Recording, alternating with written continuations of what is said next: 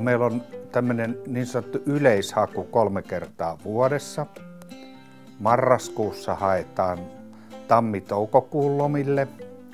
Sitten maaliskuussa haetaan kesäkauden lomille. Elokuussa haetaan syksyn-joulun lomille.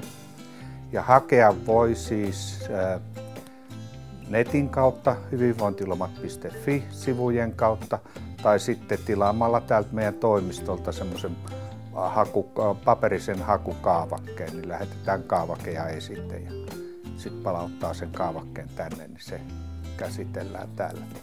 Hakukaavakkeessa on se sähköinen tai paperiversio, niin siellä on siis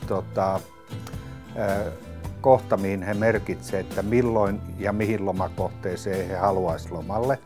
Ja siihen voi laittaa 3 eri vaihtoehtoa.